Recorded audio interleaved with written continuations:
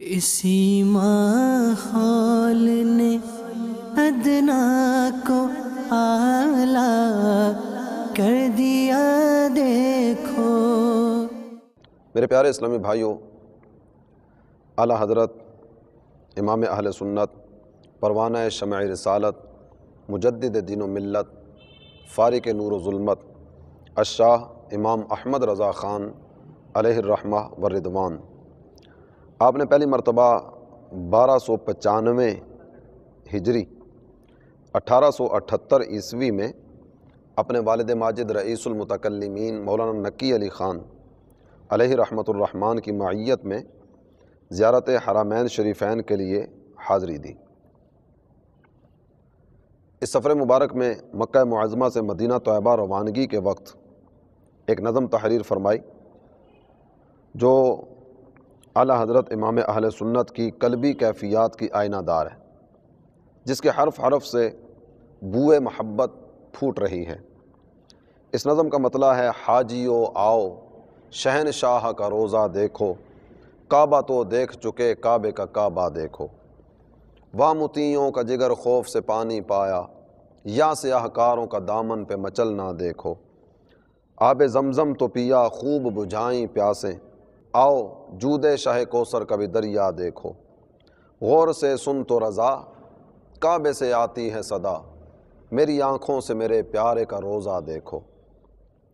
یہ کلام آپ نے پہلے سفر حج میں تحریر فرمایا۔ یہ وہی مقدس سفر تھا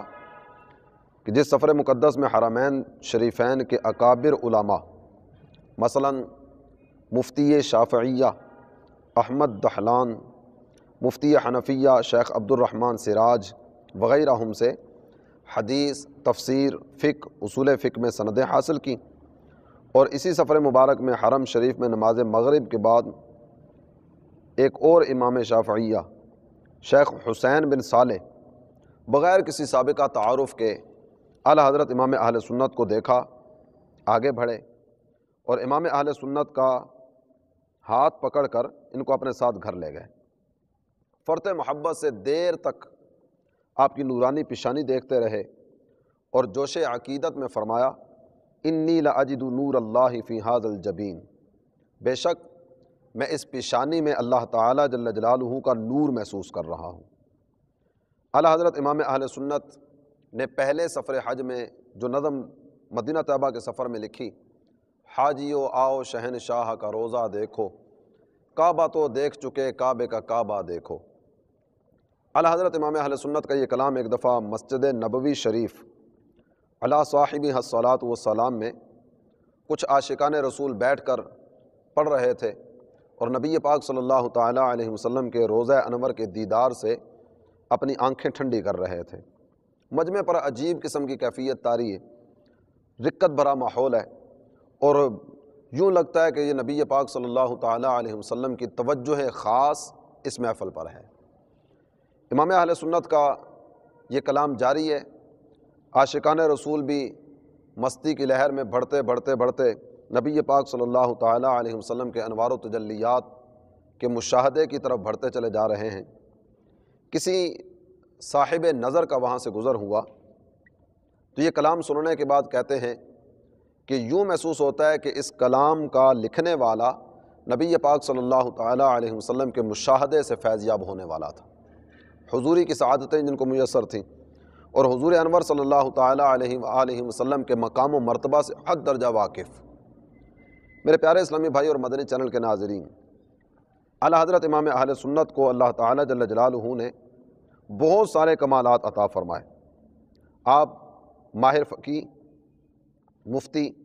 اور مبلغ ہونے کے ساتھ ساتھ شعر و ادب میں بھی استادان وقت سے کسی بھی انداز سے پیچھے نظر نہیں آتے۔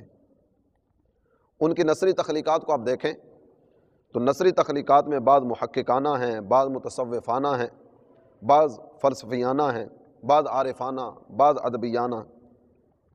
اور بعض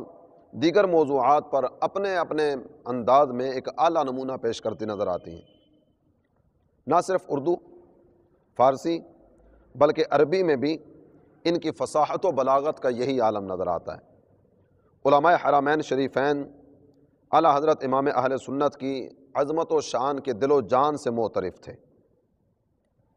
نبی پاک صلی اللہ تعالیٰ علیہ وسلم کے یہ پیارے عاشق، بلکہ قافلہ عشق و مستی کے سالار، نبی پاک صلی اللہ تعالیٰ علیہ وسلم کے جانثار اور حقیقی وفادار جناب امام احمد رضا خان علیہ رحمۃ الرحمن، نثری تخلیقات کے علاوہ شعری تخلیقات میں آپ دیکھیں گے تو بلند مقام و مرتبہ پر نظر آئیں گے۔ سخنوروں اور سخن شناسوں نے امام اہل سنت کے کلام کو بڑے ادب کی نظر سے دیکھا اور اس انداز سے ان کی تعریفات کرنے لگے کہ اعلیٰ حضرت امام اہل سنت اپنے دور کے بے مثل علماء میں شمار ہوتے ہیں۔ ان کا فضل و کمال، ذہانت و فطانت، تباعی و دراکی کے سامنے بڑے بڑے علماء، فضلاء، یونیورسٹیوں کے اساتذہ، محققین، مستشرقین نظروں میں نہیں جچتے۔ مختصر یہ کہ وہ کون سا علم ہے جو انہیں نہیں آتا تھا، وہ کون سا فن ہے جس سے اعلیٰ حضرت امام اہل سنت واقف نہیں تھے۔ شعر و ادب میں بھی ان کا لوہا ماننا پڑتا ہے۔ اگر صرف محاورات، اصطلاحات، ضرب الامثال اور بیان و بدیع سے تمام الفاظ ان کی جملہ تصانیف سے یکجا کر لیے جائیں تو ایک ضخیم لغت تیار ہو سکتی ہے۔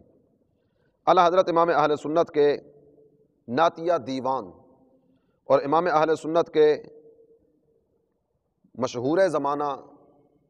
کلام کا مجموعہ حدائق بخشش، اس کو دیکھنے کے بعد ایک غیر مسلم شاعر جو کہ فن شعری میں اپنے دور کا استاد سمجھا جاتا تھا، بارگاہ رضا میں اس انداز سے سلام عقیدت پیش کرتا ہے کہ اسلامی دنیا میں ان کے مقام بلند سے قطع نظر ان کی شاعری بھی اس درجہ کی ہے کہ انہیں 19ویں صدی کے اساتذہ میں برابر کا مقام دیا جائے۔ ذرا سے غور و فکر کے بعد ان کے اشعار ایک ایسے شاعر کا پیکر دل اور دماغ پر مسلط کر دیتے ہیں جو محض ایک سخنور کی حیثیت سے بھی اگر میدان میں اترتا تو کسی استاد وقت سے پیچھے نہ رہتا۔ ان کے کلام سے ان کے کامل صاحب فن، مسلم الثبوت شاعر ہونے میں کوئی شبہ نہیں۔ ان کی نعتیہ غزلیں تو مجتہدانہ درجہ رکھتی ہیں۔ اعلیٰ حضرت امام اہل سنت بظاہر فن شعری میں کسی کی شاگردی کے لیے نہیں گئے، یہ جو کچھ بھی تھا نبی پاک صلی اللہ تعالیٰ علیہ وسلم کی نگاہ عنایت اور اللہ تعالیٰ جل مجدہ الکریم کے لطف و کرم کے سوا کچھ بھی نہیں تھا۔ اسی ماحول نے ادنا کو اعلیٰ